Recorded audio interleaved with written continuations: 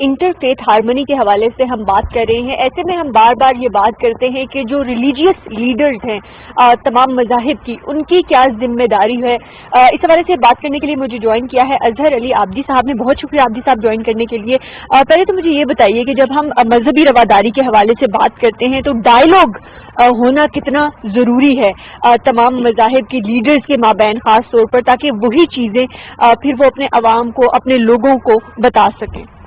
میرا خیال ہے بہت ضروری ہے. اس کی وجہ یہ ہے کہ جتنے بھی دنیا میں ریلیجنز ہیں، اور اس وقت میجر دنیا میں 7 بڑے ریلیجنز ہیں، تو ان کی جو بنیادی تعلیمات ہیں انسانیت کے حوالے سے، انسانی اقدار کے حوالے سے، انسانی جان مال اور انسان کی عزت کے حوالے سے، اور معاشرے میں ایک تمام انسانوں کے ساتھ برابری رواداری کا سلوک کرنے اور انٹریکشن کے حوالے سے، وہ تقریباً ایک ہی ہیں. انسانی ویلیوز، اخلاقی ویلیوز تمام مذاہب کی. اب جب وہ آپس میں faith leaders, different faith leaders نہیں ملتے تو وہ آپس میں انٹریکٹ نہیں کر پاتے، تو ایک دوسرے کی تعلیمات کا معلوم نہیں ہو پاتا. جب فیتھ لیڈرز کو معلوم نہیں ہوگا، یا اگر تھیوری میں معلوم ہوگا پریکٹیکلی معلوم نہیں ہوگا، تو وہ عوام کو آگے کیا بتائیں گے. تو میرا خیال ہے کہ فیتھ لیڈرز کا آپس میں ڈائیلاگ انٹرنیشنل سطح پر بہت ضروری ہے. اور میں ویسے آپ کو بتاؤں کہ ہوتا بھی ہے، ایسے ڈائیلاگز ہوتے ہیں. اور دنیا میں جو ایسے ڈائیلاگ کا حصہ رہے ہیں. جی، ابھی جو آپ نے وجہ طور پر کہا، ابھی پچھلے دنوں پرنس ولیم اور جو رائل کپل نے وزٹ کیا تھا، تو بادشاہی ماسک، تاریخی بادشاہی ماسک میں ان کے ساتھ ایک ڈائیلاگ ہوا تھا جس میں پاکستان کے ہندو، سکھ، عیسائی رہنما اور مسلمز کو میں نے ریپرزینٹ کیا تھا. اور وہاں ان کے سامنے یہی بات ہوئی کہ پوری دنیا میں ہمیں یہ بات آگے بڑھانی چاہیے کہ تمام مذاہب کی بنیادی تعلیم انسانی احترام اور انسانی اقدار کے حوالے سے ایک ہی ہیں، اور وہاں پہ سب نے یہ بات ایکنالج کی.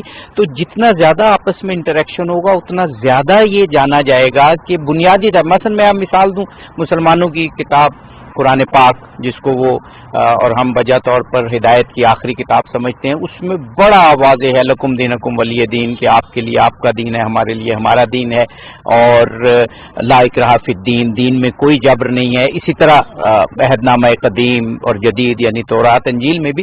تو یہ بنیادی تعلیمات ہیں. ضرورت اس بات کی ہے کہ یہ فیتھ لیڈرز ایک دوسرے تک پہنچائیں اور پھر عوام تک یہ بات پہنچے. اب میں ایک مثال دوں، جیسے وہ ہنگٹن کی تھیوری ہے کلیش آف سویلائزیشن. اب میں آپ کو بتاؤں عوامی سطح پر اور جو سنسیئر فیتھ لیڈرز ہیں انہوں نے اس کو ریجیکٹ کر دیا.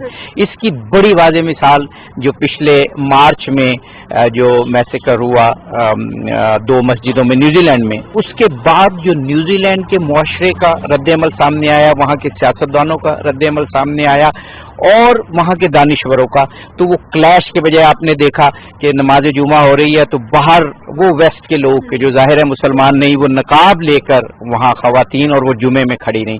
تو اس کا مطلب ہے کہ میں نے ایک جگہ لکھا بھی اپنے ایک آرٹیکل میں کہ نیوزی لینڈ کے عوام نے، نیوزی لینڈ کے سیاستدانوں نے، نیوزی لینڈ کے وزیر اعظم نے وہ جو کلیش آف سویلائزیشن کا نظریہ تھا وہ بھاپ بنا کر ہوا میں تحلیل کر دیا. اختلاف جہاں پر بھی ہیں ان کو بڑے اچھے طریقے سے ریزالو کیا جا سکتا ہے. اور کلیش آف سویلائزیشن، یہ کلیش آف سویلائزیشن کی جو ہم بات کرتے ہیں تو یہ تھیری جو ہے وہ ظاہر ہے دہائیوں سے دی جاتی رہی، اور پھر بہت سے شرپن پسند عناصر جو ہیں وہ اس کو امپلیمنٹ کروانے کی بھی کوششیں کرتے رہے. تو کیا کہنا چاہیں گے آپ اس سوال؟ کہنا چاہوں گا، میں اس بات سے اختلاف کروں گا. دیکھیں، یہ سیموئل ہٹنگٹن کی ایک بندے کی تھیوری ہے جس کو فردی تھیوری کہتے ہیں، کلیش آف سویلائزیشن. بہت ساری جو اسکالرز ہیں اس کو جو ہے وہ مانتے ہیں. نہیں، میں آپ کو عرض کرتا ہوں، یہ ایک بندے کی تھیوری ہے. 2001 میں اقوام متحدہ یونائٹڈ نیشن نے اس کے مقابلے میں ڈائیلاگ بٹوین سویلائزیشنز کا سال منایا. مجھے بتائیں، اگر ایک بندہ، ایک دانشور یا چند دانشور کلیش آف سویلائزیشن کی بات کریں اور یونائٹڈ نیشن کے 180 ملک جو ہیں پورے ایک سال کو ڈائیلاگ بٹوین دا سویلائزیشن قرار دیں، تو آپ کس کی بات پریویل کرے گی؟ ٹھیک ہے. تو یہ میں ہمیشہ، میں نے جیسے کہا، میں نے اپنے ایک آرٹیکل میں بھی لکھا تھا کہ یہ ایک فردی تھیوری جو کلیش آف سویلائزیشن ہے، اس کو قوموں کی اجتماعی دانش نے مسترد کر دیا اور ایک پورا سال डायलॉग बिटवीन द सिविलाइजेशन पे मनाया, और जो न्यूजीलैंड में वाकया हुआ उसमें अमली तौर पर भी आपने देख लिया। ग्लोबली ये ट्रेंड्स हम किस तरह से प्रमोट कर सकते हैं? ज़ाहिर है न्यूजीलैंड की वज़ीर आज़म ने एक बहुत ज़्यादा ज़बरदस्त मिसाल लीडरशिप की हवाले से कायम की, इसको किस तरह से प्रमोट कर सकते हैं? अगर आप गालिब अक्सरियत की बात करें, वो रिएक्शनरी नहीं होते, वो इंतहा पसंदाना सोच के नहीं होते। जो इंसान है बुनियादी तौर पर वो मयाना सोच का हामिल है। खुद इस्लाम ने और दीगर मज़ाहिब ने भी मयाना रवैये को एक आइडियल रास्ता करार दिया है। आप चंद लोगों के नाम ले सकती हैं या ले सकते हैं कि जो इंतहा पसंदाना सोच को इस दुनिया में रिप्रेजेंट करते हैं, लेकिन उसके मुकाबले में दसियों, पचासियों, सैकड़ों ऐसे लोगों के नाम लिए जा सकते हैं जो फेथ लीडर्स हैं और दूसरों के फेथ का एहतराम करना, दूसरों के रिस्पेक्ट सिखाते हैं और खुद भी करते हैं। नाज़रीन, आज के प्रोग्राम में हमने बात की इंटरफेथ हार्मनी के हवाले से। हम जानते हैं कि तमाम मज़ाहिब इंसानियत का दर्स देते हैं, लेकिन हम इसको प्रैक्टिस नहीं करते।